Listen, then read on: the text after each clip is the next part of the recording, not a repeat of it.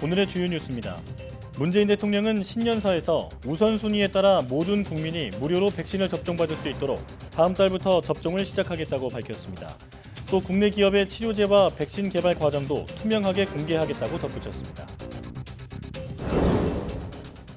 방역 지침을 어기고 1,000명 이상이 모이는 대면 예배를 강행한 부산의 한 대형 교회에 대해 시설 폐쇄 명령이 내려졌습니다. 정세균 총리는 최근 전국에서 콜센터 감염이 늘고 있다며 경각심을 갖고 방역 상황을 점검해달라고 주문했습니다. 코로나19 확산으로 집합금지나 영업제한 조치를 받은 소상공인에게 최대 300만 원까지 재난지원금이 지급됩니다.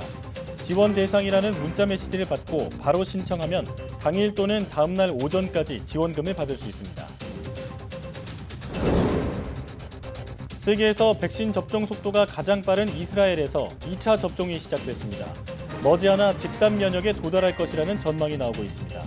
가장 빨리 접종을 시작한 영국은 접종 속도를 높여 다음 달 중순까지 1,300만 명에 대한 접종을 완료할 계획입니다. 반려동물이 질병이나 사고로 인해 회복할 가능성이 없이 고통만 계속된다면 안락사도 하나의 대안이 될 수 있습니다. 반려동물에 대한 안락사의 조건과 현실적으로 어떤 준비를 해야 하는지 슬기로운 펫생활에서 함께 고민해 보겠습니다.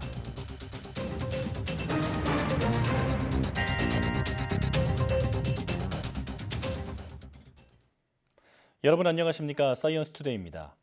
문재인 대통령이 올해는 회복과 포용, 도약의 위대한 해로 만들겠다면서 다음 달부터 우선순위에 따라 전 국민이 무료로 코로나19 백신 접종을 받을 수 있도록 하겠다고 밝혔습니다. 문 대통령은 청와대에서 2021년 신년사를 발표하며 3차 유행을 조기에 끝내고 평범한 일상으로 돌아가는 것이 급선무라면서 이같이 말했습니다.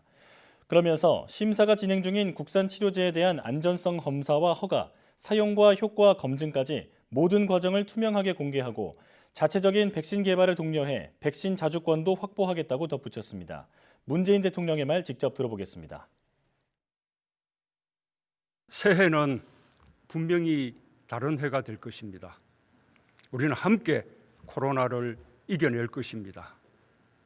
2021년은 우리 국민에게 회복의 해, 포용의 해, 도약의 해가 될 것입니다. 다음 달이면 백신 접종을 시작할 수 있습니다. 우선순위에 따라 순서대로 전 국민이 무료로 접종받을 수 있도록 하겠습니다. 우리 기업이 개발한 치료제의 심사도 진행 중입니다. 안전성의 검사와 허가, 사용과 효과에 이르기까지 전 과정을 투명하게 공개하겠습니다. 자체적인 백신 개발도 계속 독려할 것입니다. 백신 자주권을 확보하여 우리 국민의 안전과 국제보건협력을 강화하는 데 기여할 수 있도록 하겠습니다. 정은경 질병관리청장은 다음 주 국내 코로나19 일일 확진자 발생 규모가 600명에서 700명일 것이라고 말했습니다. 정 청장은 정례 브리핑에서 감염병 재생산 지수가 지난주에는 1.0 정도였고 이번 주 추계치는 0.88로 1 이하가 돼 고무적인 상황이라며 이같이 밝혔습니다.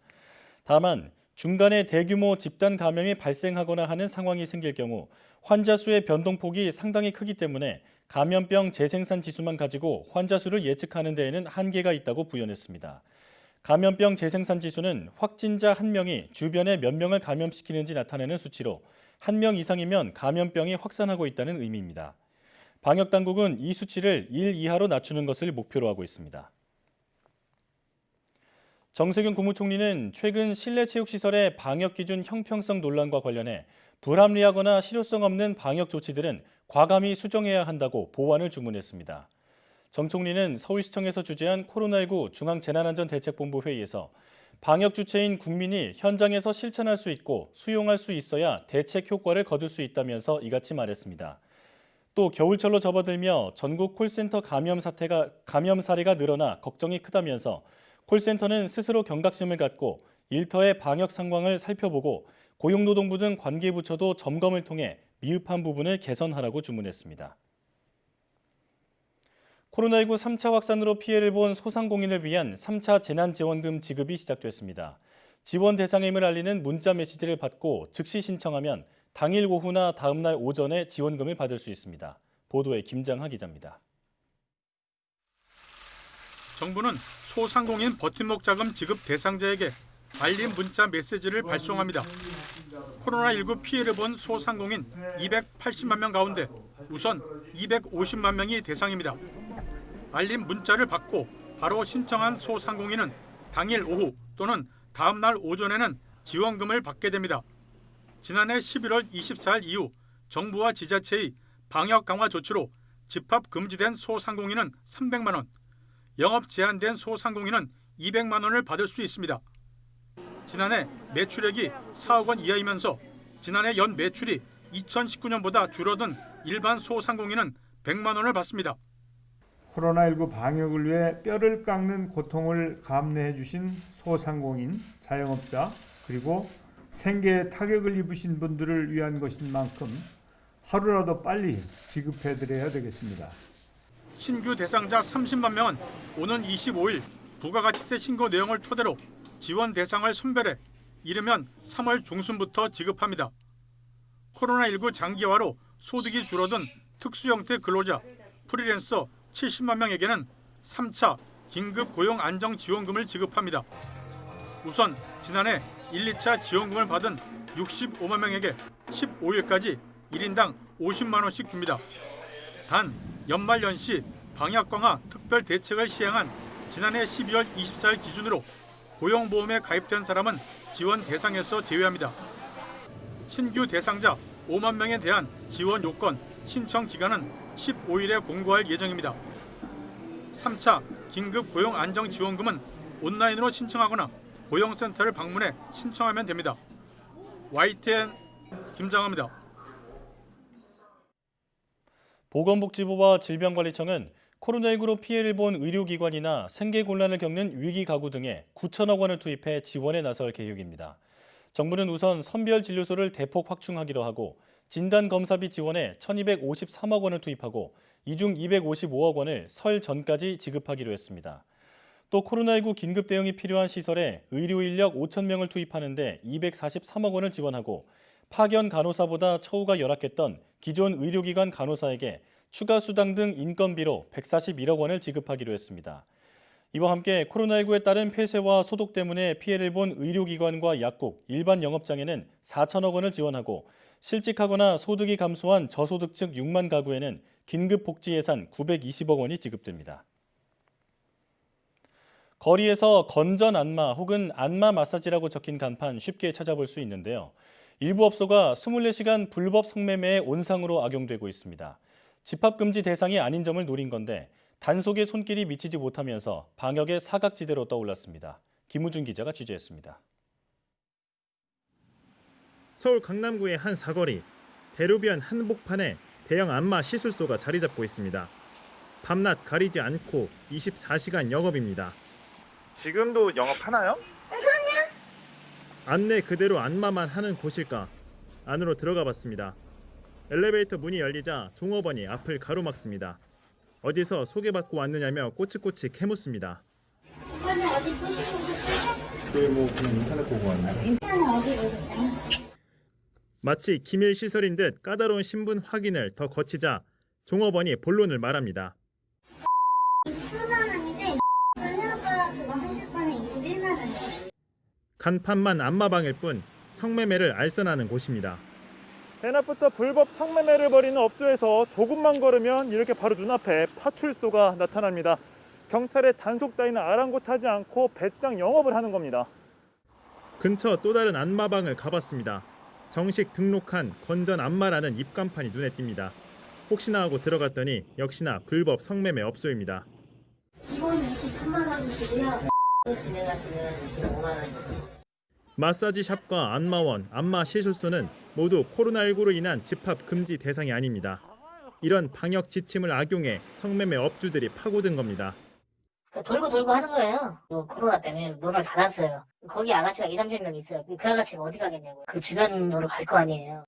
단속은 제대로 되는 걸까? 관리 책임이 있는 지자체에 신고했더니 경찰서에 가보라고 등을 떠밀고 성매매 관련해서는 경찰 에다가 신고를 하시는 게 제일 빠르긴 해요. 유흥업소 같은 경우에도 위생까지 하고 있긴 하지만 이게 공무원이 나가서 하는 게 좀 제한적이다 보니까 경찰서에선 현장 진입을 함부로 할 수 없다는 답변이 돌아왔습니다. 현관부터 뜯고 들어가는 거는 요즘은 조금이에요. 이렇다 보니 코로나19 방역도 제대로 될 리 만무합니다. 불법 영업이라 당연히 출입자 명부 작성이나 시설 소독을 기대하기 어렵습니다. 언제 집단 감염 사태가 터질지 모르는 시한폭탄 같은 곳이 당국의 방치 속에 이속만 챙기고 있습니다. YTN 김우준입니다. 올해 들어 10일까지의 수출이 조업일수 감소 영향으로 1년 전보다 15% 넘게 감소했습니다. 관세청은 1일부터 10일까지 수출이 1년 전보다 15.4% 줄어든 112억 달러로 집계됐다고 밝혔습니다. 하지만 지난해보다 1.5일 적은 조업일수를 반영한 일평균 수출액은 5.8% 증가한 18억 7천만 달러로 나타났습니다. 품목별로는 선박과 무선통신기기 수출이 각각 43% 넘게 증가했지만 반도체 수출은 0.3%, 석유 제품 수출은 62.9% 줄었습니다. 또 중국과 미국, 유럽연합과 일본 등 주요 시장 수출이 모두 감소세를 보였습니다. 코로나19 여파 속에도 우리나라 조선업은 지난해 세계 1위 자리를 지키며 선방했습니다. 올해는 특히 친환경이 대세여서 액화 천연가스, LNG 선박 기술이 뛰어난 한국 조선업이 호황을 맞을 것으로 기대됩니다. 조용성 기자가 보도합니다. 대우조선해양은 조선소 안에서 LNG 운반선의 안전검사를 손쉽게 할 수 있는 기술을 최근 개발했습니다. 기존에는 통영이나 삼척에 있는 터미널로 가야 했기 때문에 시간과 비용을 아끼게 됐습니다. 이처럼 기술 개발에 힘써온 국내 조선업계는 지난해 뒷심을 발휘하며 전 세계 발주량의 42%를 차지해 가까스로 선두를 지켰습니다. 올해는 세계적으로 친환경 규제 정책이 확산하면서 우리 조선업계에 초반부터 훈풍이 불 것으로 전망됩니다. 유럽연합의 경우 정박하는 선박을 대상으로 탄소 배출권을 팔겠다고 예고한 상태입니다. 우리나라 조선업체는 탄소 배출량이 적은 LNG 추진 초대형 컨테이너선 건조 기술이 독보적이어서 청신호가 켜진 셈입니다. 정부도 친환경 선박 기술 개발을 꾸준히 지원해 경쟁력을 더욱 키우겠다는 계획입니다.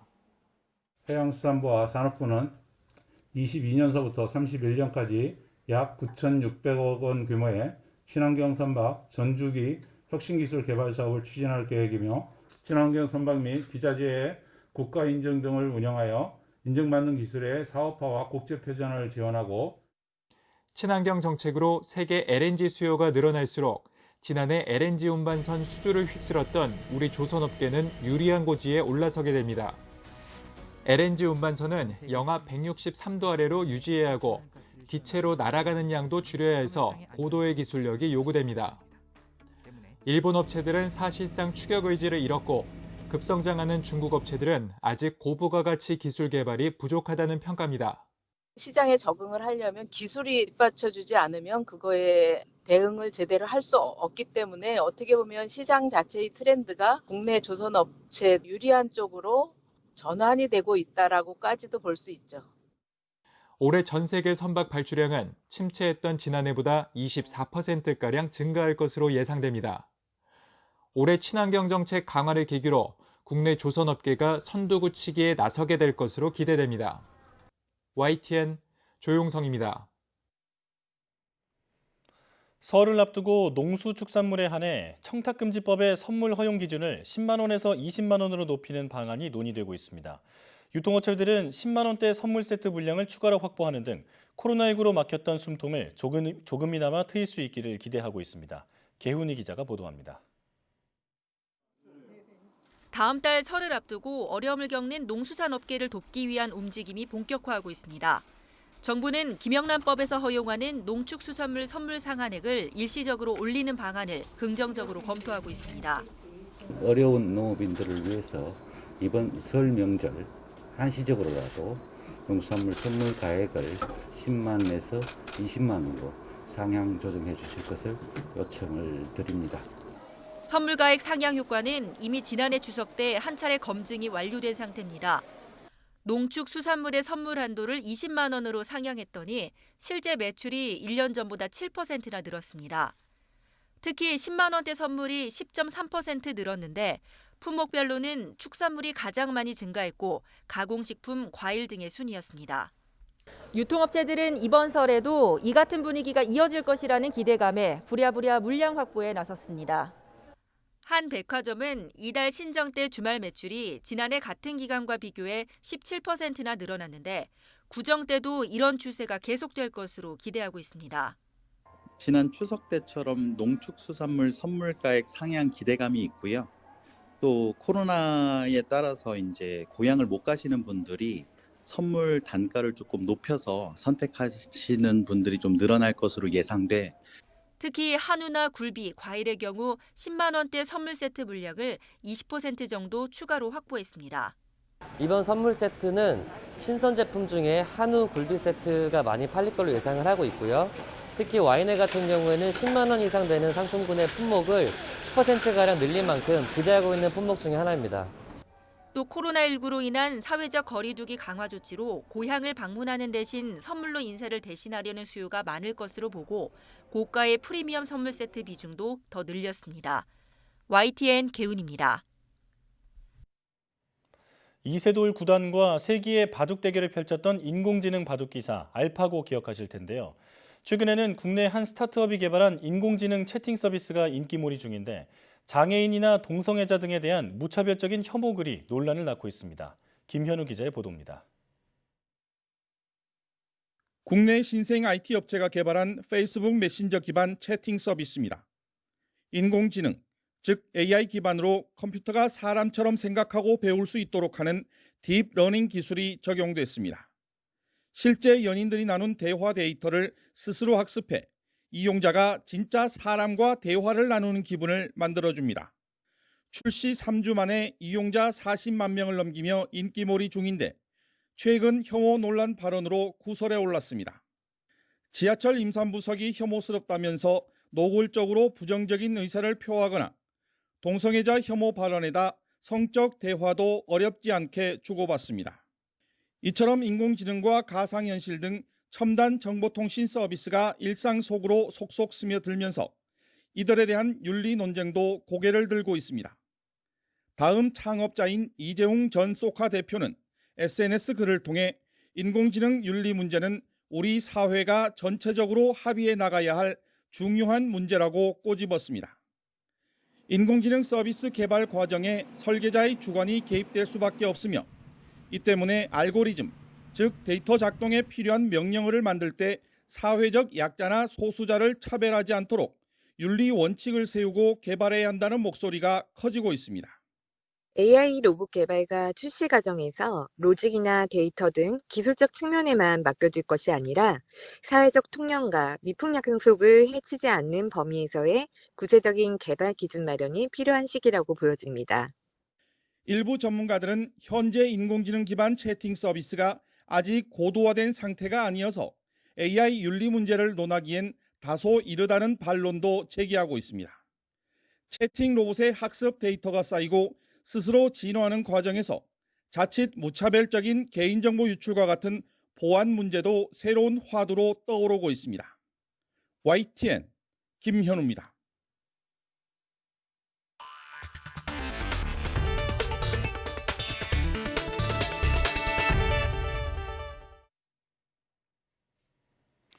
미국에서 1월이 코로나19 최악의 달이 될 것이라는 우려가 커지고 있습니다.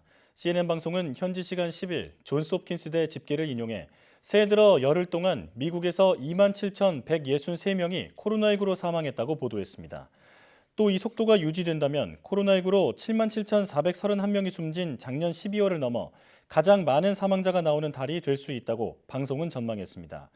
이런 전망을 뒷받침하듯 캘리포니아주의 경우 전날 하루 695명이 숨지고 4,900여 명이 집중치료실에 입원해 둘 다 최다 기록을 세웠습니다. 이런 가운데 지난 6일 워싱턴 DC에서 벌어진 트럼프 대통령 지지자들의 대규모 시위와 의사당 난입 사태가 슈퍼 감염의 진원이 될 수 있다는 염려도 나오고 있습니다. 유럽 일부 국가의 코로나19 백신 1, 2차 접종 주기 확대 방침에 대해 조 바이든 미국 대통령 당선인의 코로나19 참모가 권고하지 않는다며 반대 입장을 밝혔습니다. 바이든 당선인 인수위원회의 코로나19 자문단 소속 셀린 군더 뉴욕대 의대 교수는 9일 CNN 방송에 출연해 이용 가능한 모든 백신을 출시한다면 계획대로 2차 접종을 마칠 수 있다고 확신한다고 말했습니다. 감염병 전문가인 군더 교수는 우리는 2차 접종 지연을 권고하지 않는다면서 화이자 백신은 21일 간격으로, 모더나 백신은 28일 간격으로 맞아야 한다고 강조했습니다. 군더 교수는 또 제조상에 문제가 없는 한 2차 접종 시기가 돌아올 때 백신이 공급될 것이라며 공급이 수요를 충족시킬 것으로 믿는다고 말했습니다. 코로나19 백신 접종률에서 가장 앞서 있는 이스라엘이 2차분 접종을 시작하면서 머지않아 전 국민 집단 면역 달성을 기대할 수 있게 됐습니다. 세계에서 가장 먼저 화이자 백신 접종을 개시했지만 접종률이 크게 떨어지는 영국도 접종 속도를 높이는 데 박차를 가하고 있습니다. 박상남 기자의 보도입니다. 세계에서 백신 접종 속도가 가장 빠른 이스라엘이 한 발 더 나아가기 시작했습니다. 앞서 1차 접종을 마친 사람들을 대상으로 한 2차분 백신 접종이 시작됐기 때문입니다. 60세 이상이거나 기저질환자, 의료기관 종사자들입니다. And we'll be in 2 or 3 months we'll be going back to normal economy, to normal sociology, to normal culture, to normal life. 이스라엘 보건부는 현재까지 60세 이상 인구의 72%, 전 국민의 19.5%가 1차 백신 접종을 마쳤다고 밝혔습니다. 이런 추세라면 전 국민 집단 면역 달성도 머지 않은 것으로 보입니다. 한편 전 세계에서 가장 먼저 화이자 백신 접종을 시작한 영국은 백신 접종률이 아직 2%도 못 미치고 있습니다. 다만 이달 들어 접종 속도가 빨라진 것으로 나타났습니다. The good news is that over the last week, we've vaccinated more people than in the entirety of December. So we're accelerating the rollout. 메텐콕 보건부 장관은 현재 하루 20만 명이 백신을 접종하고 있다면서 지금까지 200만 명이 접종을 마쳤다고 밝혔습니다. 다음 달 중순까지 목표했던 약 1,300만 명 접종도 가능할 것으로 내다봤습니다. 전파력이 강한 변이 바이러스의 영향으로 코로나19 확산세가 좀처럼 잡히지 않는 상황에서 백신 접종 속도를 높이는 문제는 영국 정부가 사활을 걸어야 할 가장 중요한 과제로 떠올랐습니다. YTN 박상남입니다. 러시아에도 영국발 코로나19 변이 바이러스가 전파된 것으로 현지 시간 10일 전해졌습니다. 타스 통신에 따르면 러시아 보건위생검역당국인 소비자권리보호복지감독청의 안나 포포바 청장이 이날 자국 언론에 최근 영국에서 돌아온 러시아인 한 명에게서 변이 바이러스가 처음으로 발견됐다고 말했습니다. 러시아는 지금까지 영국발 변이 바이러스가 자국으로 전파되지 않았다고 밝혀왔습니다. 앞서 러시아 당국은 영국발 코로나19 변이 바이러스의 자국 유입을 막기 위해 지난달 22일부터 이달 12일까지 영국과의 항공기 운항을 잠정 중단했습니다. 이날 변이 바이러스가 검출된 러시아인이 영국 방문 뒤 어떤 경로로 귀국했는지는 알려지지 않았습니다. 독일이 유럽연합 협약과 달리 코로나19 백신을 별도로 사들였다는 논란이 제기됐습니다. 영국 일간 텔레그래프는 독일 정부가 지난해 9월 화이자 백신 3천만 회분을 독자 주문한 것으로 드러났다고 보도했습니다. 이와 관련해 옌스 슈판 독일 보건장관은 제약사 측과 양자 합의로 백신을 구매했다고 해명했습니다. 이에 따라 독일은 앞서 지난해 6월 EU 차원에서 체결된 일괄 구매 협약을 위반했다는 논란을 낳고 있습니다. 프랑스 국민 3분의 2가량은 정부의 코로나19 팬데믹 대응이나 백신 접종 정책을 신뢰하지 못하는 것으로 드러났습니다. 현지 시간 10일 블룸버그 통신에 따르면 프랑스의 한 주간지는 프랑스 여론연구소에서 1,028명을 대상으로 진행한 여론조사 결과를 실었습니다. 이에 따르면 응답자의 62%는 마크롱 정부의 코로나19 위기 대응을 신뢰하지 않는다고 답했습니다. 63%는 정부의 코로나19 백신 접종 노력에 대해서도 의문을 표시했습니다. 프랑스는 다른 유럽연합 국가들과 마찬가지로 지난달 27일부터 화이자 바이오엔테크 백신 접종에 들어갔지만 상대적으로 속도가 매우 더딘 것으로 나타났습니다. 이에 프랑스 정부는 접종 속도를 높여 이번 주말까지 10만 명을 완료하겠다고 밝혔습니다. 일본 국민 5명 중 4명은 도쿄올림픽과 패럴림픽 개최를 중지하거나 재연기해야 한다고 생각하는 것으로 파악됐습니다. 교도통신이 9일부터 이틀 동안 실시한 전국 전화 여론조사 결과를 보면 올해 여름 개최 예정인 도쿄올림픽과 패럴림픽에 대해 35.3%는 중지해야 한다, 44.8%는 재연기해야 한다고 답변했습니다. 응답자의 80.1%가 올해 7월 도쿄올림픽 개최에 재검토를 주장한 셈입니다. 당초 지난해 7월 개최 예정이었던 도쿄올림픽은 코로나19 확산 여파로 올해 7월로 1년 연기됐습니다. 일본 정부와 국제올림픽위원회가 코로나19 확산에도 예정대로 도쿄올림픽을 개최한다는 입장이지만 일본 내에선 개최 회의론이 확산하는 양상입니다. 지난 6일 의사당에 난입한 도널드 트럼프 미 대통령의 지지자들을 해산하는 임무에 투입됐던 경찰관 한 명이 또 숨졌습니다. 트럼프 대통령과 입장을 달리한 펜스 부통령에 대한 살해 협박이 이어져 미국 비밀경호국이 수사를 하고 있습니다. 이동원 기자의 보도입니다. 미 의사당에 난입한 트럼프 대통령 지지자들로부터 부상을 입고 숨진 시크닉 경관의 운구 행렬이 지나는 도로 양쪽에서 동료 경찰들이 경례로 고인의 마지막 길을 배웅하고 있습니다. 이날 또 다른 경찰관 한 명이 숨졌습니다. CNN은 해산 임무에 투입됐던 51살 하워드 리엔굿 경관이 비번인 이날 숨진 채 발견됐다고 보도했습니다. 미 의회 경찰은 애도 성명을 냈지만 직접적인 사인은 공개하지 않았습니다.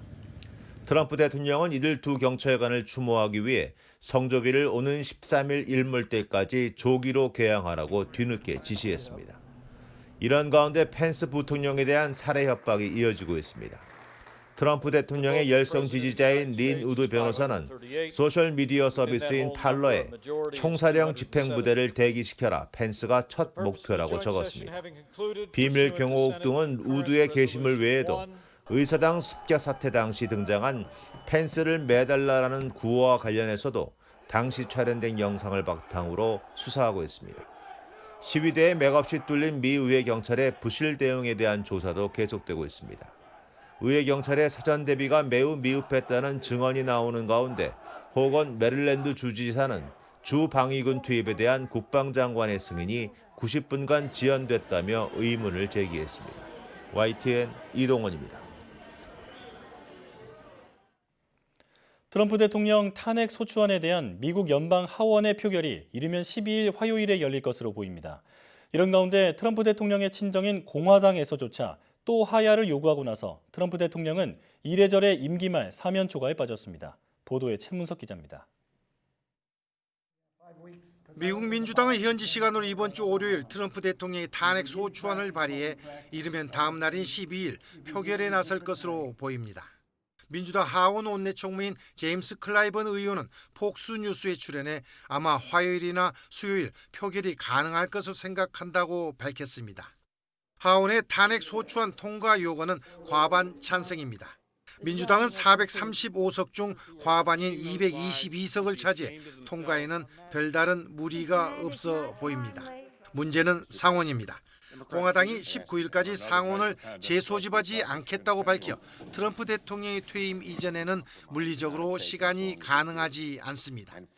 더욱이 20일 바이든 임기 출발 전부터 트럼프 탄핵 문제로 여야가 대치할 경우 바이든 행정부의 국정 어젠다가 묻혀버릴 것이라는 우려도 나오고 있습니다. 그래서 하원이 탄핵 소추안을 통과시킨 뒤 상원에 넘기는 시기를 취임 후 100일까지 미뤄보자는 단계적 대응론이 나왔습니다. 이렇게 되면 사상 처음으로 대통령 퇴임 후 상원의 탄핵 심리가 진행되는 것입니다. 이런 가운데 트럼프 대통령의 친정인 공화당에서조차 하야를 요구하는 목소리가 나오고 있습니다. And I don't think there's time to do an impeachment. There's 10 days left before the president leaves anyway. I think the best thing would be a resignation. 여론도 트럼프 대통령에게는 부정적입니다. ABC 뉴스와 여론조사기관 입소스가 지난 금요일과 토요일 성인 570명을 상대로 한 조사에서는 응답자 56%가 퇴임 전 물러나야 한다고 답했습니다. YTN 최문석입니다.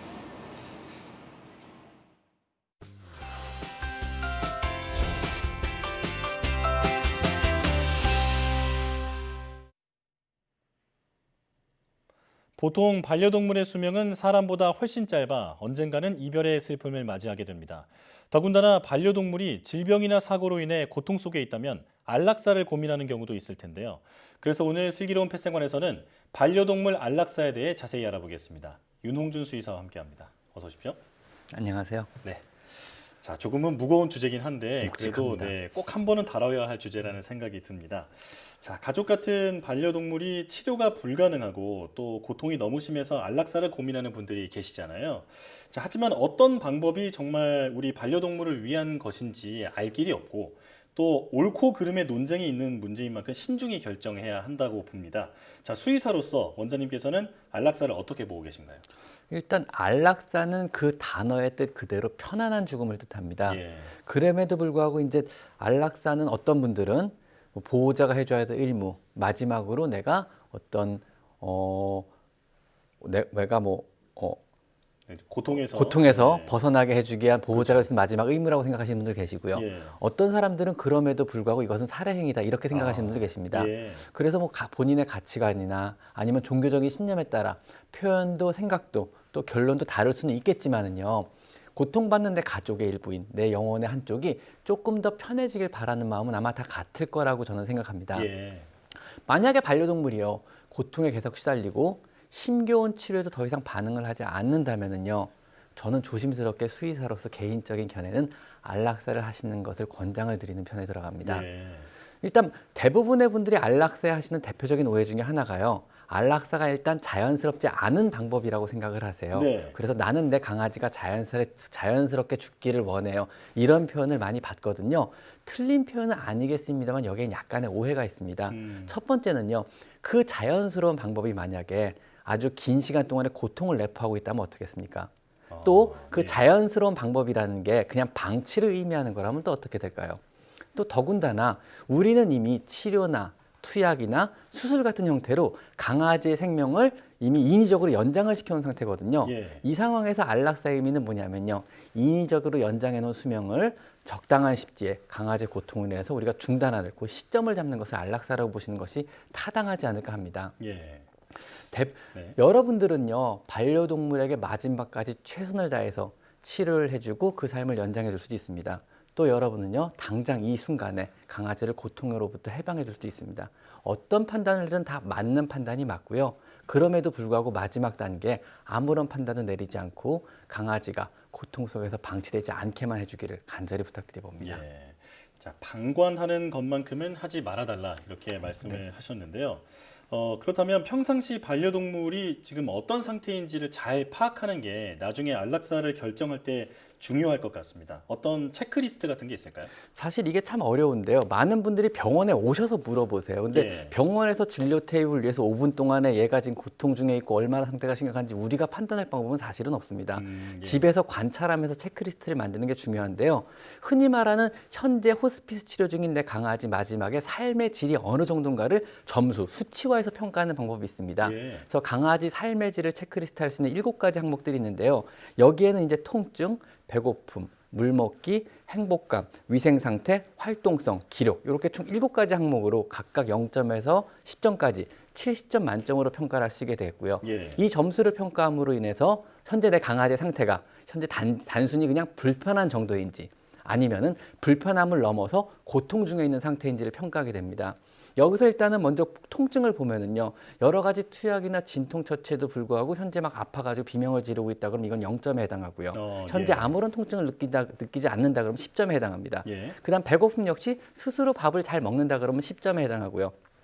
밥을 거의 먹지 못하고 강제적으로 급여도 토해낸다. 이 정도 상태라 그러면 0점에 해당합니다. 예. 일단 물 먹기 역시 마찬가지입니다. 스스로 물을 잘 먹는다 그러면은요. 역시 10점에 해당하지만 스스로 물도 거의 먹지 못해서 강제적인 방법으로 투약하거나 수액을 통해서 수분을 공급해줘야만 하는 상황이라면 역시 0점에 해당합니다.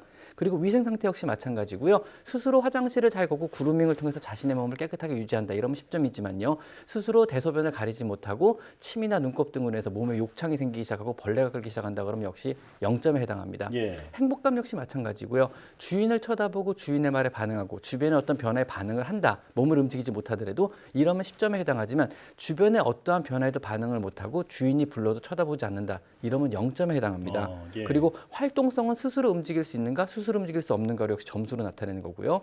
기력은 일주일 중에 혹은 하루 중에 좋을 때도 있고 나쁠 때도 있어요. 이건 사람도 마찬가지거든요. 그래서 좋을 때가 얼마나 되고 나쁠 때가 얼마나 되냐 해서 점점점 강아지가 지날수록 나쁠 때가 좋을 때보다 더 많아지게 됩니다. 이건 역시 0점부터 10점까지 수초에서 나타나고요.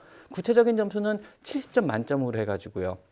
만약에 30점이 넘는다 그러면은 이 아이는 아직 고통보다는 불편한 정도이니까 조금 더 주인이 노력해서 삶의 질을 개선해 줄 여지가 있는 거고요. 예. 만약에 30점 이하다 그러면은 불편한 정도를 넘어선 현재 통증의 단계에 있기 때문에 이 아이는 수의사와 잘 상의하셔가지고 이 통증을 어떻게 컨트롤할지 아니면 안락사를 시킬지 상의하셔도 무방할 것 같습니다. 예. 그러니까 7가지 항목에 대해서 0점에서 10점까지 점수를 매기고 네. 이게 70점 만점이 되는데 이 중에 30점 미만이라면 이제 안락사를 고려해 볼 수 있다. 네, 그렇습니다. 이렇게 정리할 수 있겠는데 자, 이렇게 반려동물의 입장에서 상태를 파악하고 또 충분히 고민을 거쳐서 안락사를 결정을 했습니다. 자, 그런데 나중에 자책하고 또 죄책감에 후회하는 분들이 많이 계시다고 들었거든요. 자, 이런 분들에게 수의사로서 해주고 싶은 말씀 어떤 게 있을까요? 예전에 한번 정신과 선생님하고 상담을 한 적이 있는데요. 예. 펜로스에 대해서요. 그때 이제 그분이 해주신 말씀 중에 하나가 어떤 사랑하는 대상을 상실을 하면 되게 많은 감정이 든대요. 뭐 분노도 있고 여기에는 슬픔도 있고 근데 가장 안 좋은 감정이 자책감이라 그러더라고요. 예. 그래서 이게 절대 뭐 치료하는 데도 도움이 안 되고 힐링하는 데도 도움이 안 될 뿐더러 회복하는 데도 되게 힘든 감정이라 그러더라고요. 그래서 보통 보호자분들이 흔히 느끼시는 자책감, 즉 죄책감 중에 하나가 이런 겁니다. 뭐 내가 너무 일찍 시킨 건 아닌가? 더 살 수 있는데. 그렇죠. 내가 좀 더 적극적으로 치료하면 좋지 않았을까? 아니면 내가 그 병원을 가지 말고 딴 병원 어땠을까? 뭐 이런 여러 가지 고민들을 많이 하신다 그래요. 예. 근데 20년 동안 제 경험상 이런 고민을 하고 이런 자책감을 느끼시는 분들 대부분은요. 충분하게 이미 강아지의 삶의 질을 유지하고 고통을 덜어주기 위해서 노력을 하실 만큼 하신 분이란 겁니다. 예. 경험상 충분치 못했다고 생각하시는 분들은 이미 이런 식으로 삶의 질 유지를 충분히 노력을 하신 분들이고요. 그리고 안락사에 대해서 너무 죄책감을 느끼지는 않았으면 좋겠습니다. 사실 이런 죄책감보다는요. 오히려 인위적으로 강제적으로 아픈데도 불구하고 판단을 주저해서 기간만 연장하는 것이 오히려 훨씬 더 안 좋은 일임을 좀 명심을 했으면 좋겠습니다. 예. 우리 보호자들은요. 강아지의 삶을요. 편안히 마무리할 수 있도록 도와줘야 하는 책임도 있다는 것을 꼭 명심을 했으면 좋겠습니다. 그리고 여러분의 반려동물도요. 어떤 가족의 일원으로서 보호자가 내린 결론을 충분히 존중하고 아마 이해할 겁니다. 마지막까지 아름다운 모습으로 고통 없이 편안히 갈 수 있게 도와준 주인을 충분히 이해할 거라고 저는 믿습니다. 예. 자, 반려인에게 이제 당신의 탓이 아니다 이렇게 말씀을 해주신 건데 원장님의 따뜻한 말이 많은 반려인들에게 위로가 됐을 것 같습니다. 자, 그리고 또 반려동물이 떠나고 나서 후회하는 게 그 진작 건강 검진을 좀 해줄 걸, 뭐 아니면 병을 내가 좀 조기에 발견했으면 더 오래 건강하게 살지 않았을까 이런 후회가 많이 생길 것 같거든요. 자, 그렇다면 보통 건강 검진은 몇 살부터 해주면 좋을까요? 보통은 이제 1살부터 시작을 하는 게 좋고요. 생후 1년부터 7살까지는요. 1년에 한 번씩 건강검진을 하는 것을 보통 권장을 드리고요. 예. 8살 이상의 노령기에 접어드는 시기부터는요. 매 6개월마다 한 번씩 정기적인 건강검진을 하시는 게 좋습니다. 매 6개월마다 한 번이라 그러면 어떻게 보면 너무 짧게, 너무 자주 하는 것처럼 느껴질 수도 있는데요. 네. 강아지나 고양이의 수명은 사람보다 많이 짧고요. 그만큼 노화 과정이 사람보다 빨리 일어납니다.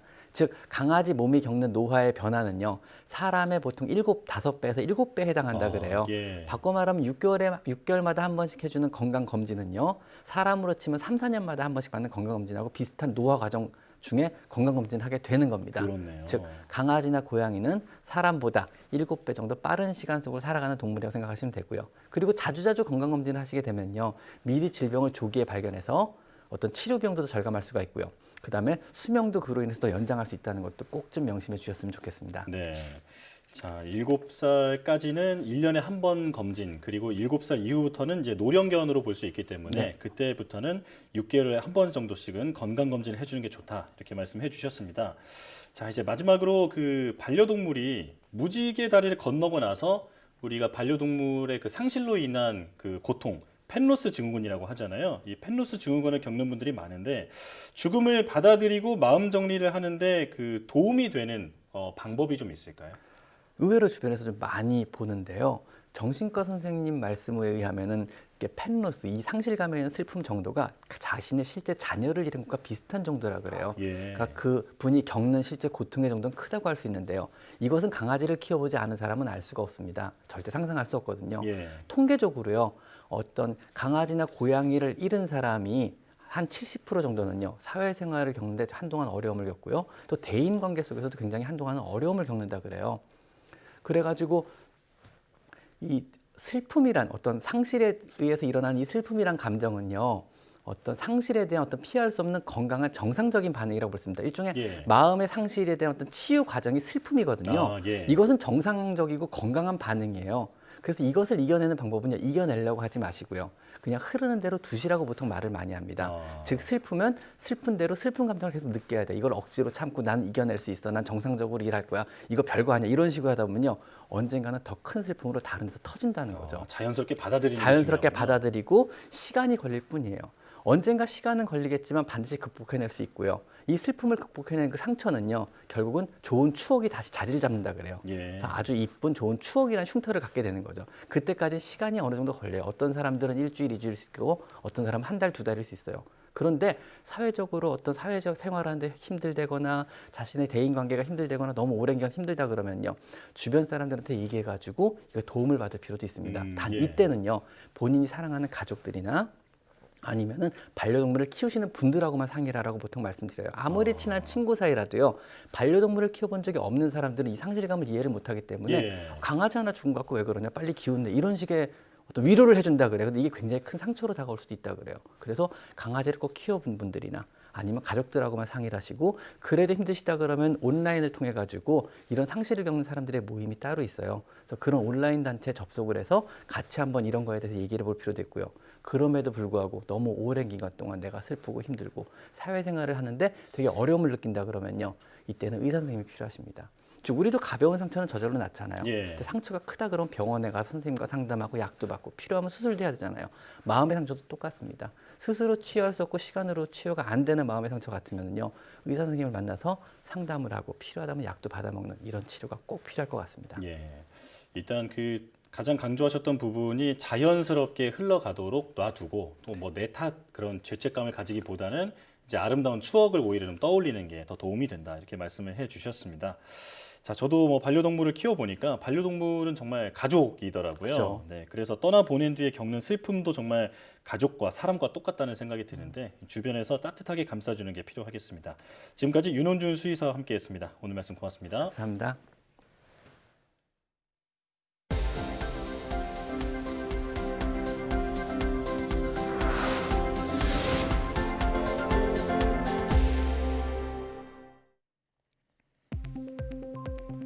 한국과학창의재단 신임 이사장에 조율래 전 교육과학부 차관이 내정됐습니다. 과학기술정보통신부는 공모 절차 등을 마무리하고 조 전 차관을 이사장직에 오는 13일 공식 임명할 예정이라고 밝혔습니다. 조 전 차관은 28회 행정고시 출신으로 교육과학부 2차관과 과학기술인 공제회 이사장 등을 역임했으며 현재는 삼성 미래기술 육성재단 이사를 맡고 있습니다. 연말 정산을 앞두고 정부24와 홈택스 등 공공 웹사이트에서도 민간 인증서를 이용할 수 있게 됩니다. 과학기술정보통신부는 13일부터 정부24의 연말 정산용 주민등록등본 발급 서비스에서 공인인증서와 함께 카카오 등 민간 전자서명을 이용할 수 있다고 밝혔습니다. 또 오는 15일부터 홈택스 사이트에서 시작되는 연말정산 간소화 서비스에도 민간 인증서가 도입되고 29일부터는 국민신문고의 민원 제한 신청 서비스에도 적용됩니다. 지난해 문자 메시지를 이용한 휴대전화 해킹, 이른바 스미싱 시도가 크게 늘어난 것으로 나타났습니다. 국가정보원 국가사이버안보센터에 따르면 한국인터넷진흥원이 집계한 지난해 스미싱 건수는 모두 95만여 건으로 재작년보다 2.6배 넘게 늘었습니다. 사이버안보센터는 특히 코로나19 확진자 수치나 긴급재난지원금 등의 정보를 사칭한 스미싱이 급증했다며 출처가 불분명한 앱을 깔지 않거나 인터넷 주소를 누르지 않는 등의 기본 수칙을 지켜달라고 당부했습니다.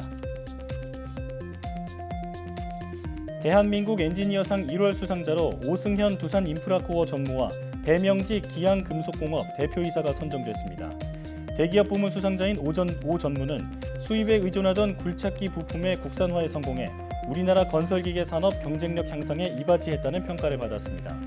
중소기업 부문 수상자인 배 대표는 국내 최초로 스테인리스 강판의 흑색 처리 기술을 개발한 점을 인정받았습니다. 비알코올성 지방 간염이 간 경화나 간암으로 발전하는 데 영향을 미치는 핵심 물질이 발견됐습니다.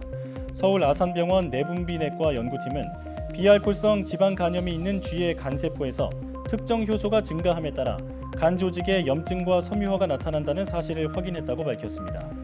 연구팀은 동물 실험과 마찬가지로 비알코올성 지방 간염 환자에게서도 같은 효소가 두드러지게 나타났다며 이번 결과를 바탕으로 치료제 개발도 가능할 것으로 기대했습니다.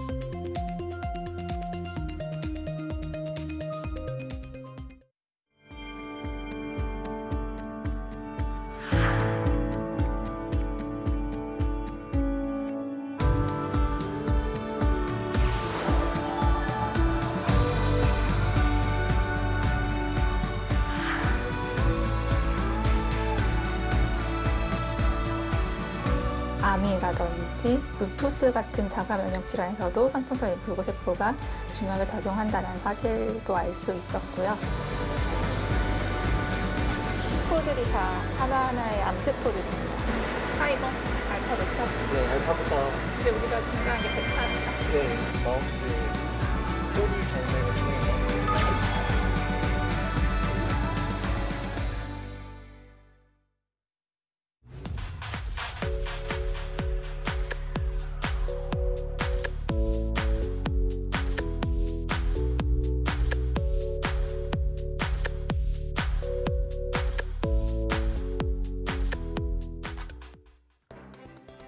YTN 사이언스 휴먼 다큐 브라보 K 사이언티스트에서는 연속 기획으로 5명의 차세대 여성 과학자를 소개하고 있습니다.